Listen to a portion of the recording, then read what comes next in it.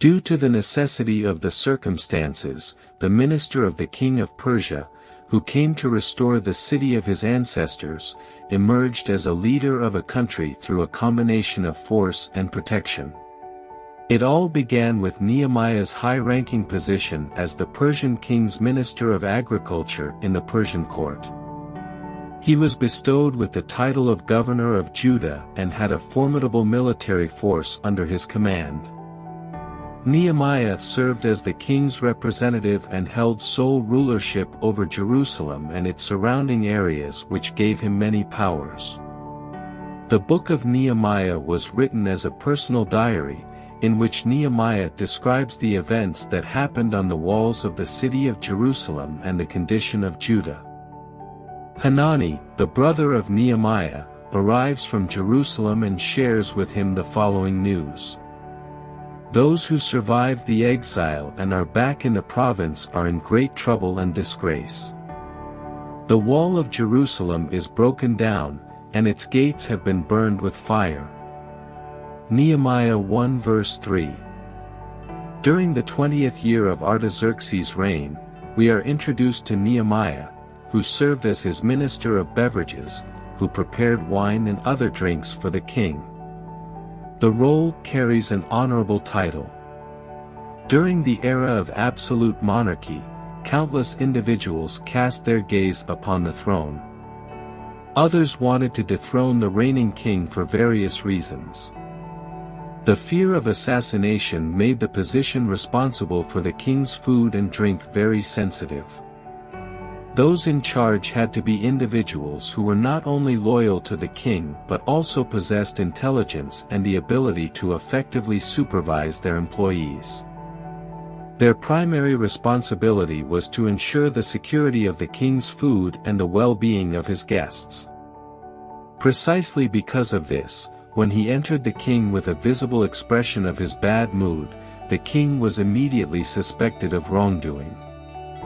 This could have resulted in a very unfavorable outcome for him. After pouring his heart out in a prayer to God, he also seeks assistance from his king.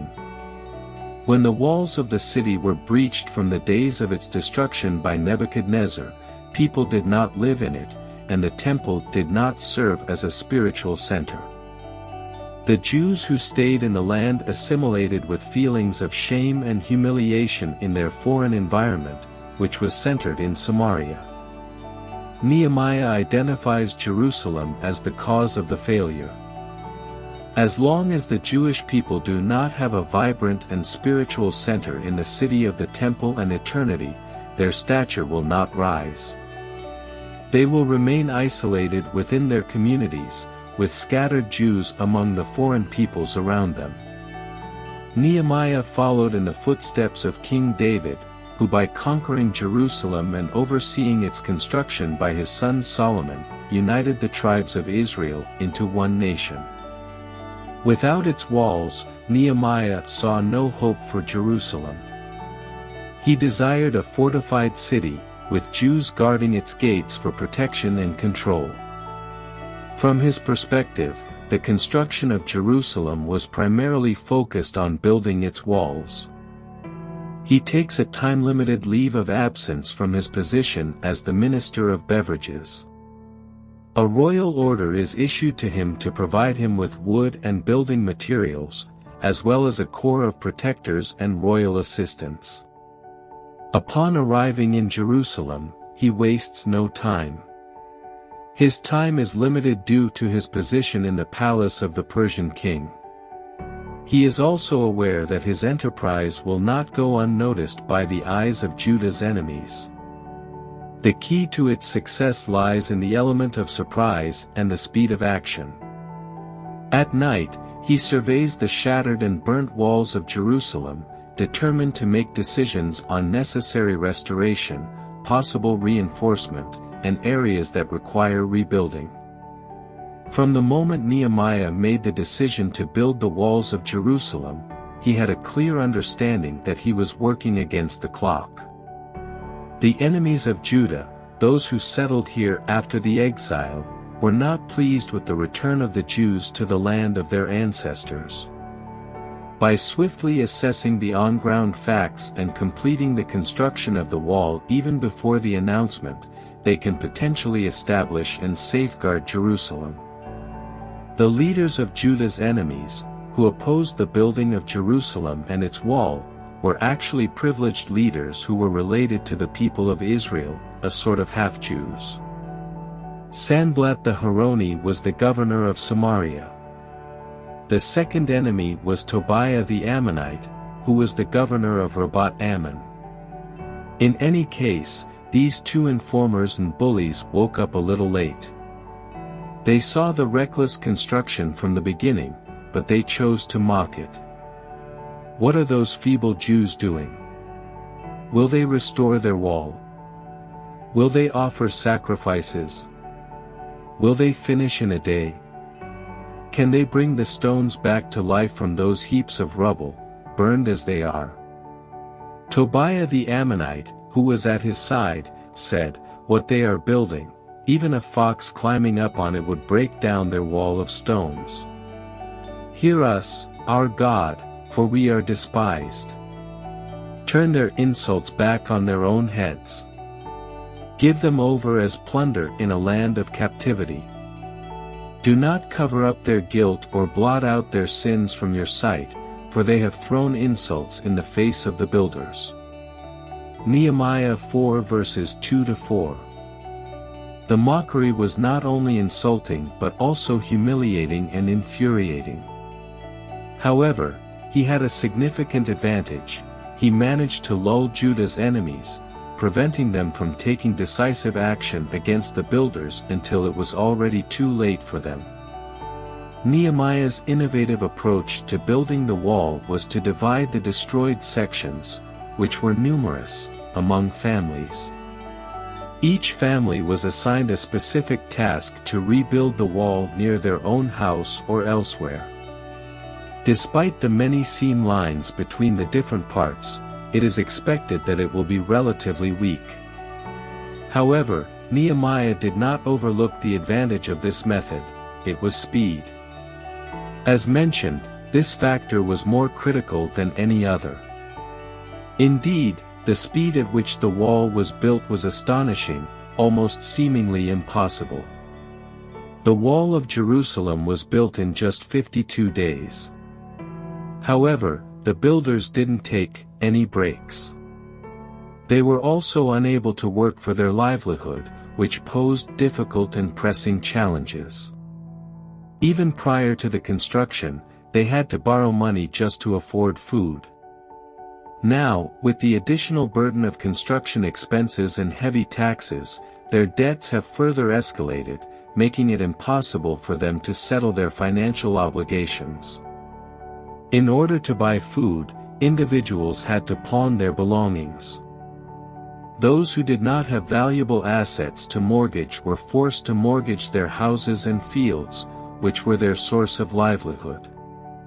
In unfortunate circumstances, those who had already mortgaged their belongings in the past were now compelled to mortgage the future of their sons and daughters, turning them into slaves in the homes of wealthy lenders. Nehemiah was faced with a significant moral and social problem. The common fate of society in Jerusalem, the fear of its enemies, was meant to unite it into a strong and cohesive community. However, due to the plight and poverty of the people, who were compelled to sell their homes and enslave their children, society transformed into a system of exploiters and the exploited, masters and slaves. This created an existential danger. He made sure to redeem the Jews who were sold because of a lack of livelihoods for the surrounding Gentiles. And now before his eyes Jews were sold to their brothers. Nehemiah stood here against the ministers and against the conventional economic logic, which gives the rich the means to return their money to them or exchange for it. He decided to act decisively and with all his strength, not his legal strength as the king's messenger but his moral strength. He acted in an almost unprecedented way and decided to give a personal example from his own pocket. Furthermore, he announced that he and his assistants were to write off all the money they had lent to the poor builders of the wall and their families. Only after he did this, he came with incomparable firmness to his ministers and the priests and demanded from them and swore to them a similar discharge of debts, the restoration of the houses and fields to the borrowers and the release of all the Jews from their slavery.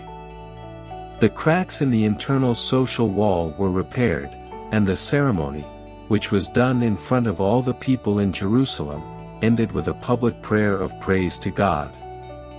But the threat to Jerusalem and its builders escalated, as they faced the constant military threat from the Gentile gangs that inhabited the land.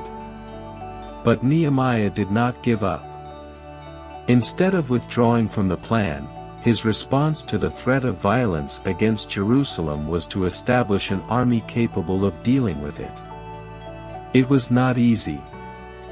Due to the limited manpower available to him, he faced an unreasonable challenge in continuing the construction of the wall at the necessary pace while also establishing a protective force.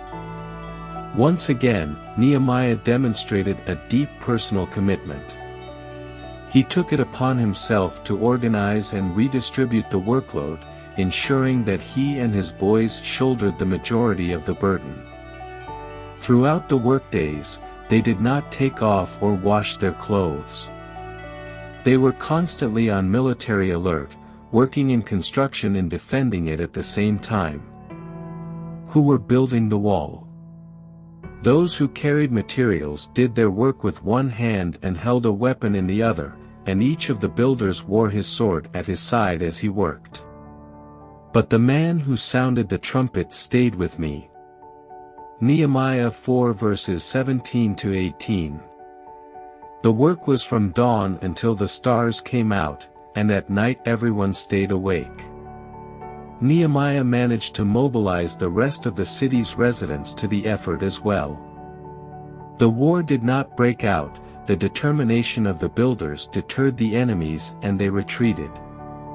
Its residents became fighters, the society in Jerusalem became a cohesive society that knows how to support the weak in it.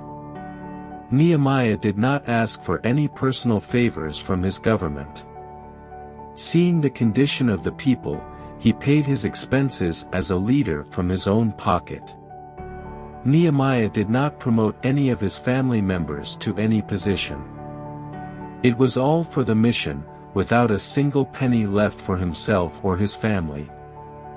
Through his connections with the king, he became a political leader, and his personality and actions made him a moral leader. This is the inspiring story of Nehemiah. We hope you learned something new today. If you did, give this video a like and share it with your friends. You can share with us what you know by leaving a comment below. And don't forget to subscribe to our channel for more informative and entertaining content. Thank you so much and see you next time.